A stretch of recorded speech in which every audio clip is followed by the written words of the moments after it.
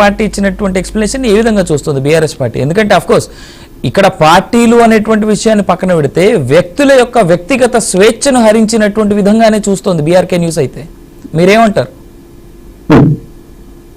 ఇంతకుముందు మాట్లాడిన మిత్రులు నేను విన్నాను, మా డాక్టర్ గారు మాట్లాడారు, కుమార్ గారు మాట్లాడారు. నిజంగా వీళ్ళ సరే ఆమె మాట్లాడింది తప్పు చేసింది, క్షమాపణ చెప్పాల్సిందే, ఆమెను మంత్రి పదవి నుంచి దించాల్సిందే అనే మాటలు ఎక్కడ రావడం లేదు. ఇంకా ఆమెని వదిలేసుకుంటున్నారు. ఎందుకు అర్థం కాదు. చాలా దుర్మార్గం, చేసిన తప్పు చాలా దుర్మార్గం. ఎలాంటి ఆధారం లేకుండా ఒక వ్యక్తి ఒక ఉన్నత స్థాయి వాళ్ళని పట్టుకొని మాట్లాడే విధానమే చాలా దుర్మార్గం చర్య. దాన్ని పట్టుకొని కాంగ్రెస్ మిత్రులు అట్లా మాట్లాడేది ఇట్లా మాట్లాడేది అని ఇంకా వదిలేసుకొని రావడం వీళ్ళ నిస్సిగ్గుకు నిజంగా అక్కడ బూతులు తిడుతున్నారంట. పండ బూతులు. మీ నాయకుడు మీ ముఖ్యమంత్రి బూతులు తిట్టి గలీజు మాటలతో గబ్బులు ఎత్తున్నాడు ఈ రాష్ట్రాన్ని. హైదరాబాద్ అవినీతిని తెలంగాణ సంస్కృతిని మొత్తం దిగజారుస్తున్నాడు ఒక పక్క మీ ముఖ్యమంత్రి గారు. ఇప్పుడు మహిళలనే చూడకుండా ఒక మంత్రి హోదాలో ఉంది, ఒక మంత్రి ఇవ్వాల్సిన గౌరవం కనీసం మాట్లాడాల్సిన మాటలు కూడా ఎంత ఎంత బండబూతులు. ఇంతకుముందు వాళ్ళ వీడియోస్ నాకు వచ్చాయి. గత ఒక వన్ డే నుండి ఒకటే తిరుగుతున్నాయి. బండబూతులు మాట్లాడుకున్నారు అత్తా కోడల్లో మరియు తోటి కోడల్లో ఎవరో కానీ. అదే అలాంటి మాటలు వేరే వాళ్ళని ఎందుకు మాట్లాడాలా? కేటీఆర్ గారు నువ్వు దీనికి ఏం సంబంధం? ఆమె ఏదో నూలు పోగేశారు, ఎవరో ట్వీట్ చేశారు, ఎవరో ట్రోల్ చేశారు. నీకు దమ్ముంటే ధైర్యం ఉంటే ఎవరో వాళ్ళ మీద చర్యలు తీసుకోండి.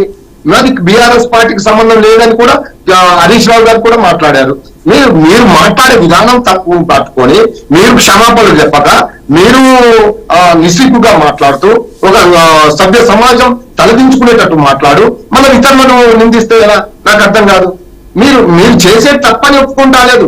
ఇప్పటికైనా కొండ సురేఖ గారు నేను తప్పు చేశాను, నన్ను క్షమించండి, నేను ముక్కు నేలకు రాస్తున్నాను అని కనీసం మాట్లాడతా లేదు.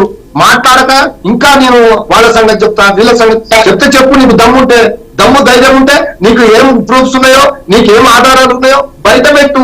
గది చేయకుండా ఇష్టం వచ్చినట్టు ఒక వ్యక్తిని ఒక గ్లోబల్ లీడర్ గా ఈ రాష్ట్రంలో ఒక గొప్ప వ్యక్తిగా ఉన్న కేటీఆర్ గారిని పట్టుకొని ఇష్టం వచ్చినట్టు మాట్లాడితే ఎట్లా? వేరే వాళ్ళ వ్యక్తిగత జీవితాలని బయటికి తీసుకొస్తే ఎట్లా? ఇది తప్పు కాదా? ఇది చట్టానికి మీరు తప్పుదోవ పట్టిస్తున్నాడు కదా, ఈ సమాజాన్ని తప్పుదోవ పట్టిస్తున్నాడు కదా. ఒక మహిళల్ని ఎలా బయటికి తీసుకొచ్చి నువ్వు పేర్లు చెప్పి మరి క్లియర్ గా ఈమెదో రాజకీయ మన వ్యభిచార బ్రోకర్ గా మాట్లాడితే ఎట్లా? రామూర్తి గారు ఖండిస్తా ఉన్నా. మీరు మాట్లాడిన పదం వెనక్కి తీసుకోవాలి. తప్పు, ఆ మాట చాలా తప్పు. ఆవిడ సురేఖ గారు మాట్లాడడం తప్ప మాట్లాడిన విధానం తప్పు. రామూర్తి గారు వెనక్కి తీసుకోండి. మీ మాట రామూర్తి గారు మీరు వాడిన పదం తప్పు. మీ మాట వెనక్కి తీసుకోవాలి. బ్రోకర్ లాగా మాట్లాడితే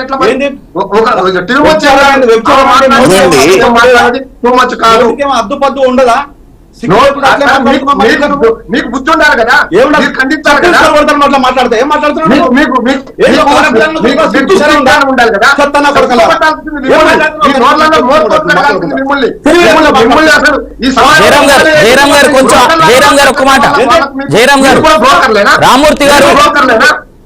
రామూర్తి గారు మీరు మాట్లాడిన పదం తప్పు. రామూర్తి గారు మీ బాధ కరెక్ట్ అయి ఉండొచ్చు కానీ మీరు మాట్లాడిన పదం, మీరు వాడిన పదం తప్పు.